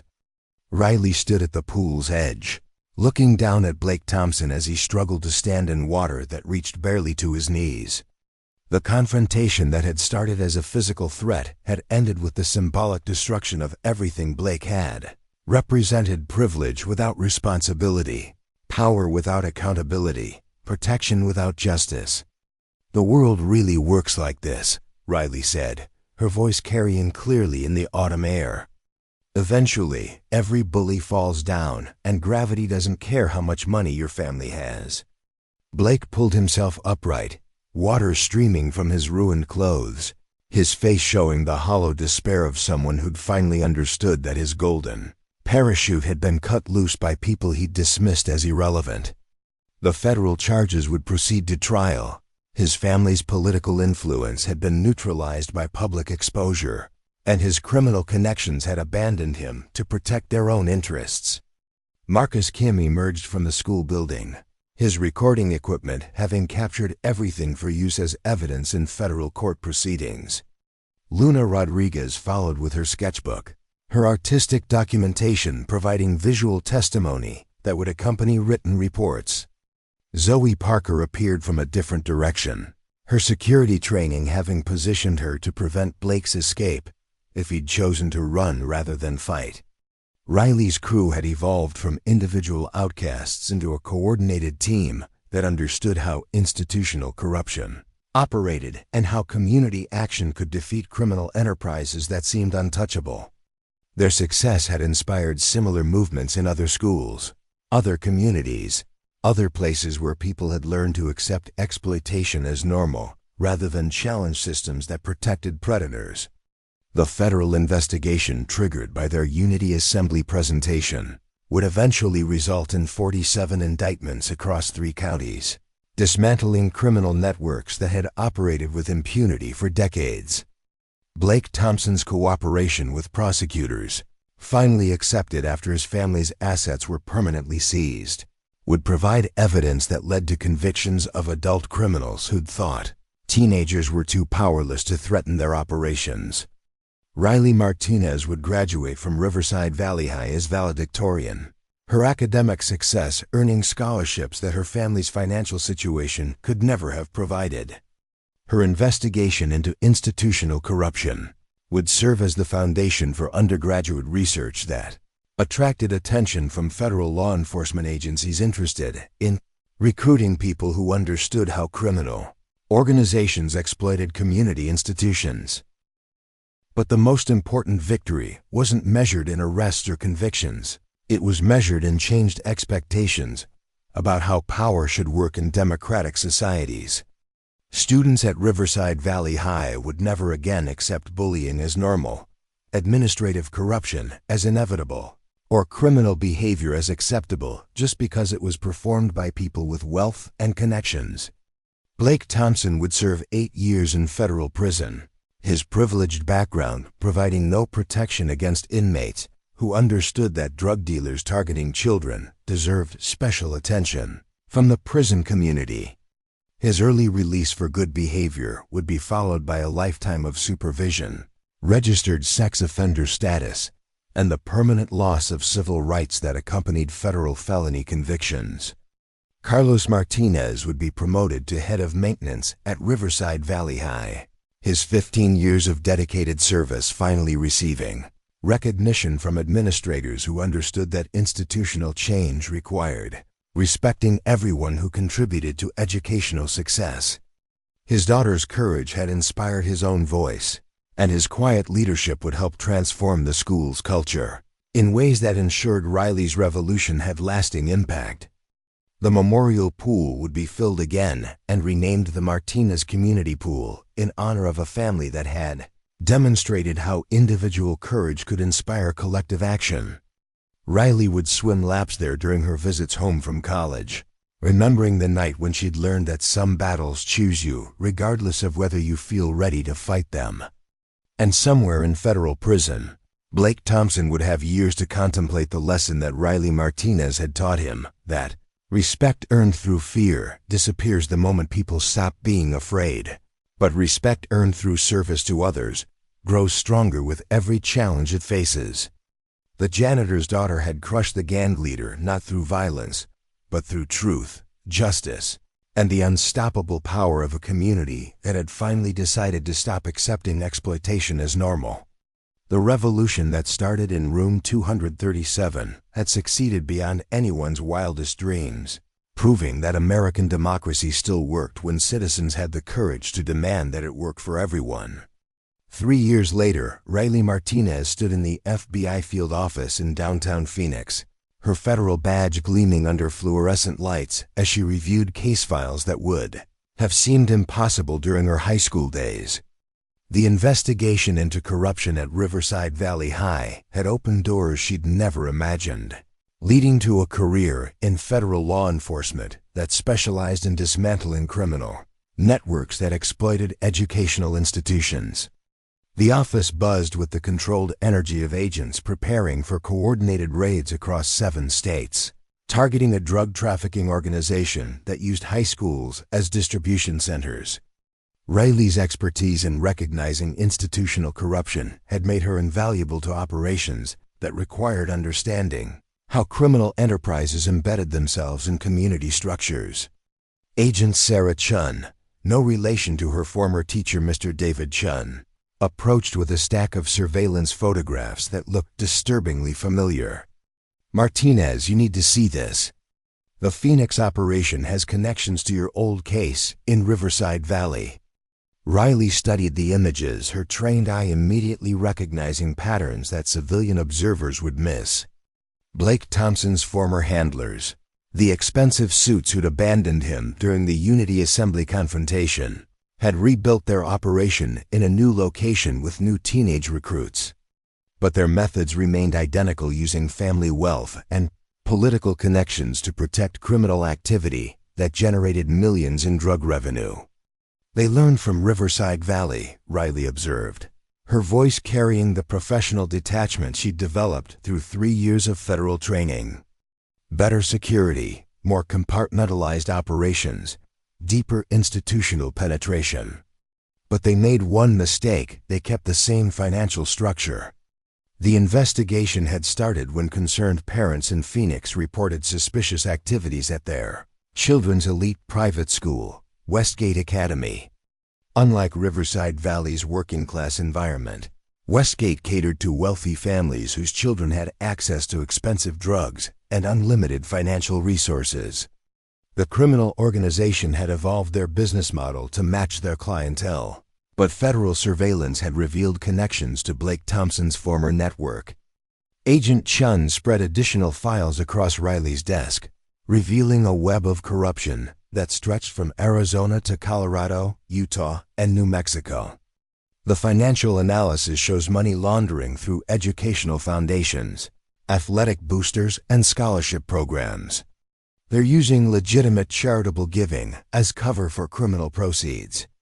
Riley felt the familiar surge of anger that had driven her investigation at Riverside Valley, the same righteous fury that had motivated her to challenge Blake Thompson's protection network. 3 years of federal training had taught her to channel that emotion into professional effectiveness, but the core motivation remained unchanged: criminal predators who targeted children deserved to face consequences regardless of their wealth or connections. "What's the timeline for the operation?" Riley asked, her mind already working through tactical considerations that would ensure maximum impact with minimum risk to innocent students who might be caught in the crossfire. "Coordinated raids next Tuesday at 6 a.m. across all target locations," Agent Chun replied. "Phoenix office is taking point on Westgate Academy, but we need someone who understands how these networks operate inside educational institutions. Your experience makes you the obvious choice for tactical lead." The assignment represented everything Riley had worked toward since graduating from Riverside Valley High as valedictorian and accepting a full scholarship to Arizona State University's Criminal Justice Program. Her undergraduate thesis on institutional corruption had attracted FBI recruitment attention, leading to accelerated training at Quantico and placement in the Organized Crime Division's Educational Task Force. But the personal connection to Blake Thompson's former associates added complexity that went beyond professional considerations. Riley understood that successful operations required emotional discipline, and revenge motivations could compromise tactical judgment in ways that endangered innocent lives. "I'll need full background files on all subjects," Riley said, her professional training overriding personal feelings. Financial records, communication intercepts, surveillance footage, and detailed intelligence on their security measures. If we're going to do this, we're going to do it right. Agent Chun smiled with the satisfaction of someone who'd correctly identified the right person for a difficult assignment. Already assembled in Conference Room B, team briefing starts in 30 minutes.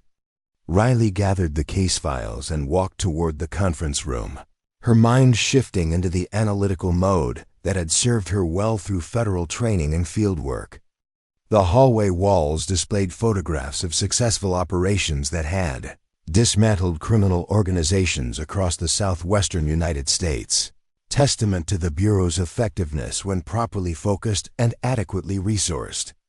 Conference Room B contained 12 agents representing various specialties: financial crimes, organized crime, digital forensics, tactical operations, and community liaison. Riley recognized several faces from previous operations, professionals who'd earned reputations for effectiveness in complex investigations that required coordination across multiple jurisdictions. Special Agent in Charge Patricia Williams stood at the front of the room, her silver hair and lined face showing the accumulated stress of 30 years spent fighting criminal organizations that seemed to regenerate faster than law enforcement could destroy them. But her eyes carried the focused intensity of someone who understood that some battles were worth fighting, regardless of their difficulty. Ladies and gentlemen, Operation Clean Slate represents the culmination of 2 years of investigation into criminal networks that exploit educational institutions for drug trafficking and money laundering, Williams began, her voice carrying the authority of someone whose briefings had convinced federal judges to authorize surveillance warrants and asset seizures. Riley studied the organizational chart that covered the conference room's main wall, noting connections between suspects that revealed how Blake Thompson's former associates had rebuilt their operation with improved security and expanded scope. The network included private school administrators, athletic coaches, scholarship foundation directors, and political figures whose children attended target institutions. Agent Martinez will serve as tactical lead for the Westgate Academy operation, Williams continued, bringing specialized expertise in recognizing how criminal organizations embed themselves in educational environments.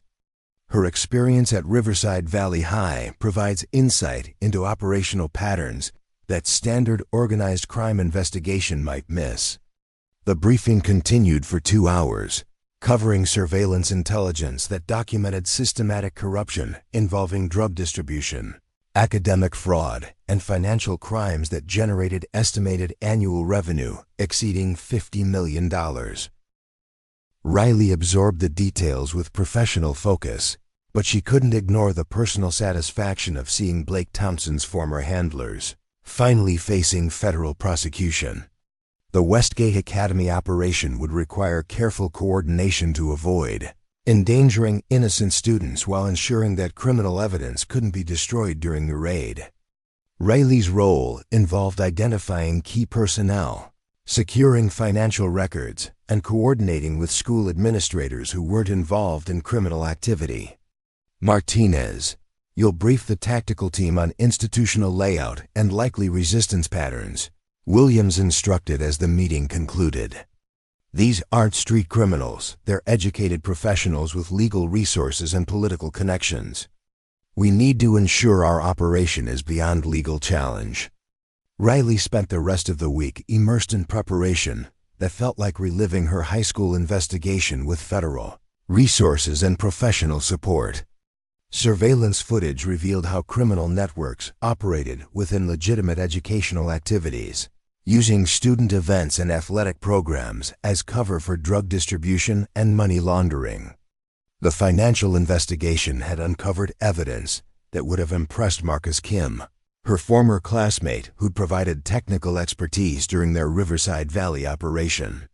Wire transfers, shell companies, and fraudulent scholarship funds created a paper trail that documented criminal conspiracy on a scale that dwarfed Blake Thompson's high school operation. Luna Rodriguez, now pursuing graduate studies in criminal psychology, had contributed artistic analysis of suspect behavior patterns that helped federal profilers understand how educational criminals recruited teenage accomplices. Her insights into institutional dynamics had proven valuable for operations targeting corruption in academic environments. Zoe Parker had joined the Drug Enforcement Administration after completing military service. Her street knowledge and tactical training making her effective in operations that required understanding how criminal organizations adapted to law enforcement pressure. Her reports on gang evolution had influenced federal strategy for combating drug trafficking networks. Mr. David Shun had become a national advocate for student rights and educational reform. His experience supporting Riley's investigation leading to consulting work with federal agencies that investigated institutional corruption. His testimony before congressional committees had influenced legislation that strengthened protections for students who reported criminal activity. Tuesday morning arrived with the kind of crisp desert air that made everything seem possible and dangerous in equal measure. Riley arrived at the FBI field office at 4:30 a.m., her tactical gear checked and her mind focused on an operation that would either validate 3 years of federal training or expose weaknesses in preparation that could endanger lives. The briefing room buzzed with controlled tension as agents reviewed final intelligence and confirmed communication protocols. Riley studied aerial photographs of Westgate Academy, noting security features and potential escape routes that might be used by suspects attempting to evade arrest. "All units, this is command," Special Agent Williams announced over secure radio channels. "Operation Clean Slate is authorized to commence. Maintain radio discipline and remember that student safety is our primary concern." The convoy of unmarked federal vehicles moved through Phoenix's early morning traffic with professional efficiency, their occupants wearing tactical gear that identified them as law enforcement, while avoiding the military appearance that might escalate confrontation with suspects who had resources to mount legal challenges. Riley rode in the lead vehicle with Agent Chun and the tactical team leader, reviewing building schematics that showed how Westgate Academy's layout could facilitate either successful arrests or dangerous standoffs if suspects chose resistance over surrender. Westgate Academy occupied 50 acres of pristine desert landscape, its architecture designed to project wealth and exclusivity that justified tuition costs exceeding $40,000 annually. But federal surveillance had revealed that criminal activity generated more revenue than legitimate educational services, turning the institution into an elaborate money laundering operation disguised as academic excellence. "Remember, these aren't desperate street criminals," Riley told the tactical team as they approached the main campus. "They're educated professionals who understand legal systems and have resources to mount sophisticated defense strategies. But they're also not accustomed to facing consequences, which makes them unpredictable when their protection systems fail." The coordinated operation unfolded with precision that reflected months of planning and years of experience combating organized crime. Teams secured all campus exits while specialized units moved toward predetermined targets, administrative offices, financial record storage, and communication centers that controlled the school's digital infrastructure. Riley led the team that entered the main administrative building, her badge and weapon clearly visible as she approached the reception desk where a secretary was just arriving for the morning shift. "Federal agents executing search warrants," she announced, her voice carrying the calm authority of someone who'd learned to project confidence in high-stress situations. The secretary's face showed the shock and confusion of someone whose normal routine had been shattered by events beyond their understanding or control. Riley handed her a copy of the federal warrant while agents moved efficiently toward offices that contained evidence crucial to the prosecution's case.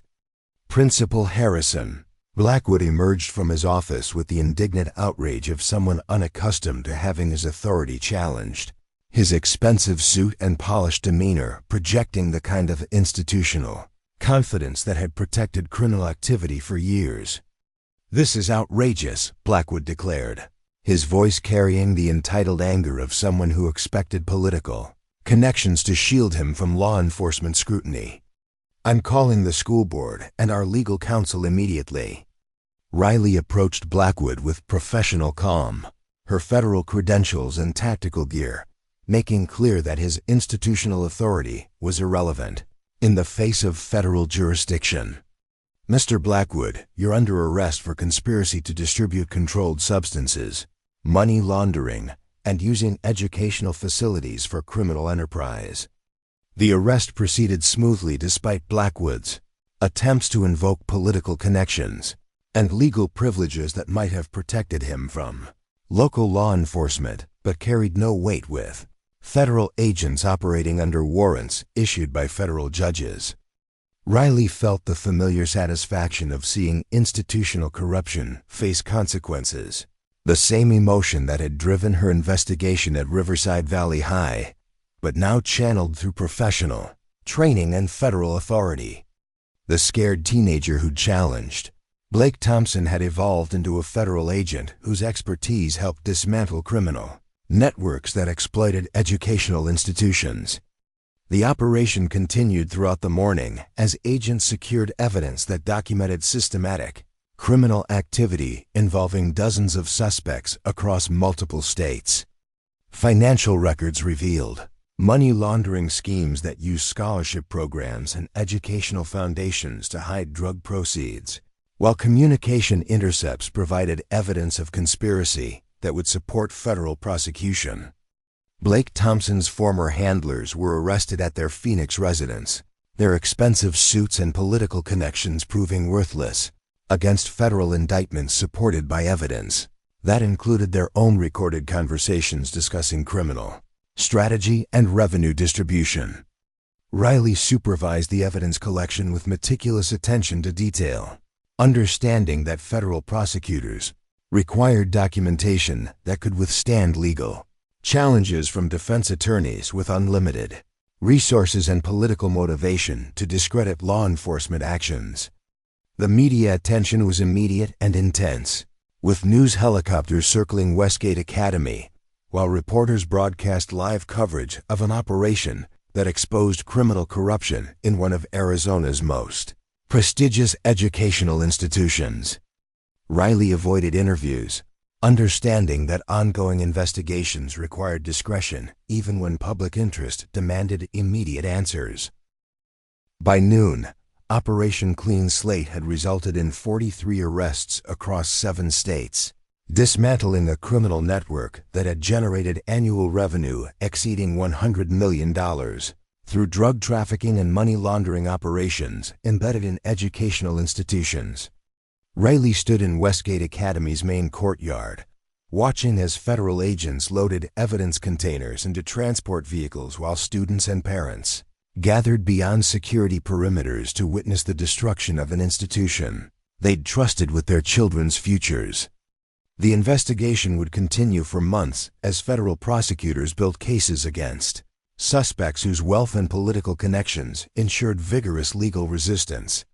But the operational phase had succeeded beyond expectations, proving that criminal networks could be dismantled regardless of their sophistication when law enforcement agencies coordinated effectively and operated with proper judicial authority. Agent Chun approached with preliminary intelligence from interrogations that had already begun.